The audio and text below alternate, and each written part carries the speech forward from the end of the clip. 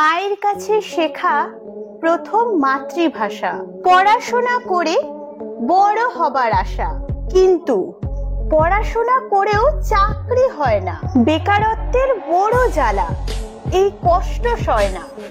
কত লোকের কত প্রশ্ন, উত্তর কে দেবে? বেকারত্বের দায়ভার সরকার কি নেবে? সরকার কোটা চালু করে নিশ্চিন্তে আছে, এত ছেলে মেয়ে অভিযোগ জানাবে কার কাছে? কষ্ট থেকে ক্ষোভ, পরে রাগের জন্ম হয়। মাননীয় প্রধানমন্ত্রী সমাধানের মানুষ নয়, আলোচনা নয়, পুলিশের গুলিতে মৃত্যুই সমাধান। এই বাংলাদেশ বঙ্গবন্ধুর, এটাই কি তিনি চান? কত মায়ের কোল খালি করে শান্তি কি শেষে পাবে? মুক্তিযোদ্ধাদের 10 প্রজন্মের জন্য বাংলাদেশের ভবিষ্যৎ অন্ধকারে তলিয়ে যাবে, তলিয়ে যাবে, অন্ধকারে তলিয়ে যাবে। আজ কেমন আছো তোমরা সবাই জানতে চাইবো না, কারণ আমি জানি আমার অনেক বন্ধুরা যারা বাংলাদেশে থাকে তারা মোটেই ভালো নেই, তাই আমিও ভালো নেই। কবিগুরু রবীন্দ্রনাথ ঠাকুরের গান আমার সোনার বাংলা এখন আগুনের গোলায় পরিণত হয়েছে। প্রতিদিন কেউ না কেউ সেই আগুনে ভস্মীভূত হচ্ছে, তার সাথে সাথে জ্বলছে সোনার বাংলা, বাংলাদেশ। বাংলাদেশে কেন এত অশান্তি? কারণটা কি? কারণ কোটা সিস্টেম। কোটা সিস্টেমটা কি আগে সেটা জানতে হবে। 1952 সালের 21শে ফেব্রুয়ারি এখনকার মতন সেদিনও একদল ছাত্র মিছিল বের করেছিল। তারা সবাই ছিল নিরস্ত্র। তাদের সবার একটাই দাবি ছিল যে বাংলা ভাষাকে রাষ্ট্রীয় ভাষার মর্যাদা দিতে হবে, আর সরকার সেই দাবি খুব সহজেই মেনে নিতে পারত। কিন্তু অহংকারী পাকিস্তানি সরকার সে ছাত্রদের উপরে গুলি চালায়। সেই গুলিতে 5 জন ছাত্র মারা যায়। তারপর দাবি ওঠে স্বাধীন রাষ্ট্রে। বঙ্গবন্ধু শেখ মুজিবুর রহমানের নেতৃত্বে অস্ত্র তুলে নেয় সাধারণ মানুষ। শুরু হয় মুক্তিযুদ্ধে। 1971 সালে পৃথিবীর মানচিত্রে জন্ম নেয় স্বাধীন বাংলাদেশ। যে সাধারণ মানুষেরা মুক্তিযুদ্ধের সময় নিজেদের জীবন বাজি রেখেছিল, তাদের জন্য শেখ মুজিবুর রহমান সরকারি চাকরির ক্ষেত্রে 30% কোটা বরাদ্দ করে, যেটা সেই সময়ের জন্য ভালো পদক্ষেপ ছিল। কিন্তু আজকের দিনে দাঁড়িয়ে একটা ভয়াবহ পরিস্থিতি তৈরি হয়েছে, যেখানে এখনকার বাংলাদেশের যুব সমাজ দাবি করছে যে মুক্তিযোদ্ধাদের জন্য 30% বরাদ্দ কোটা সরিয়ে নিতে হবে। কেন? কিসের জন্য এই দাবি?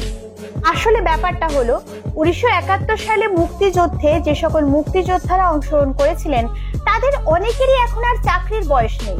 সেই সময় যারা মুক্তিযোদ্ধা তাদের অনেকেরই তেমন কোনো শিক্ষা নেই। অনেকে এমনও আছে যারা পড়াশোনায় জানতো না।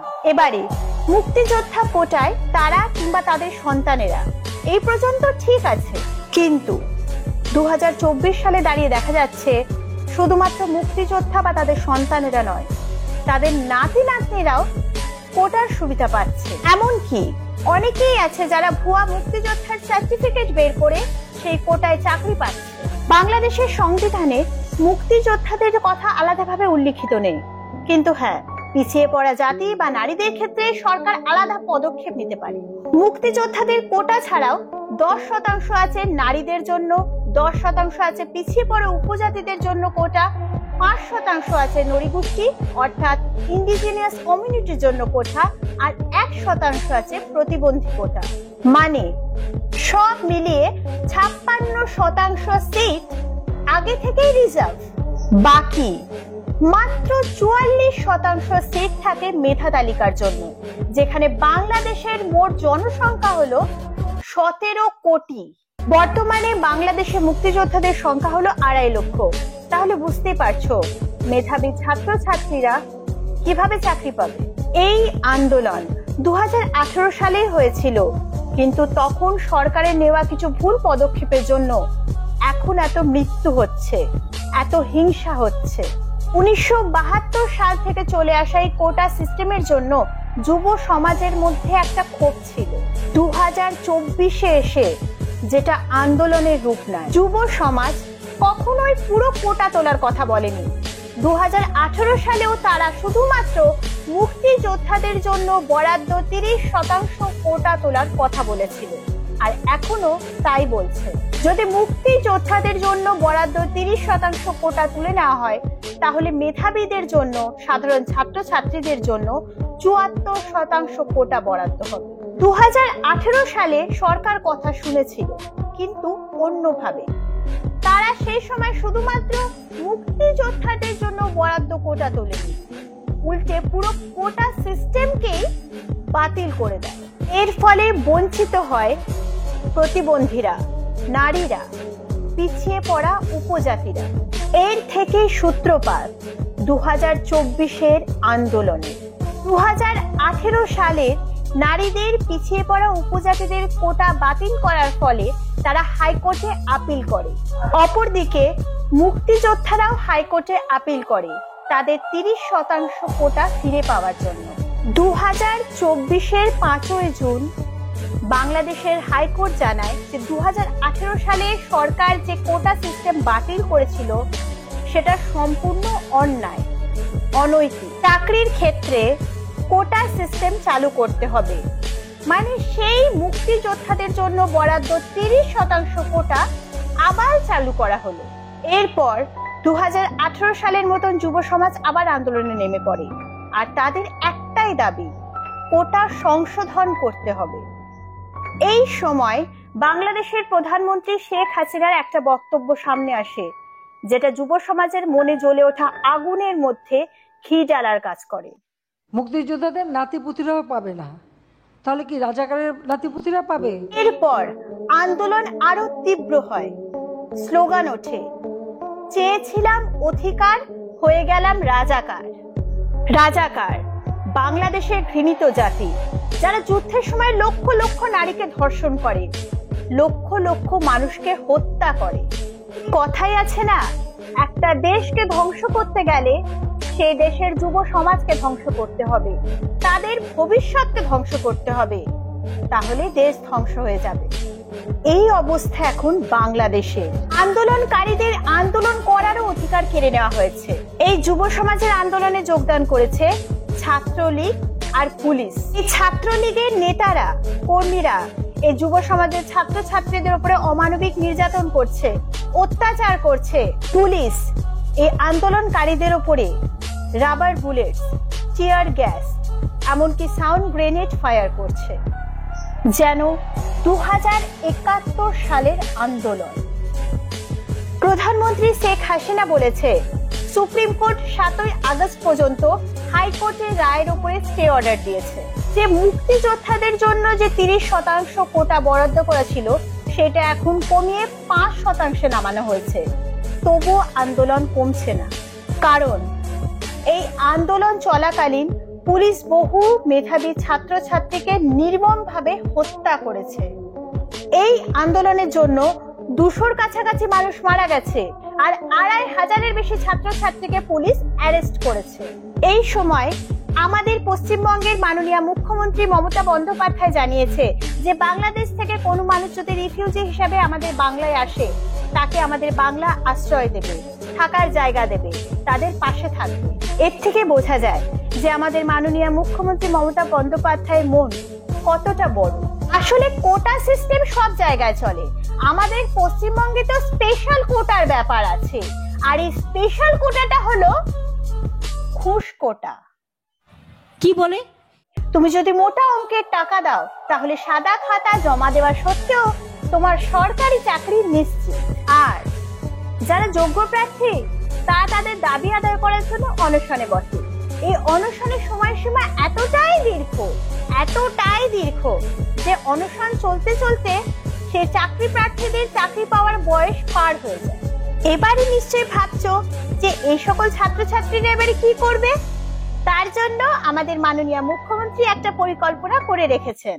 আপনার কাছে টাকা নেই, আপনি 1000টা টাকা নিন।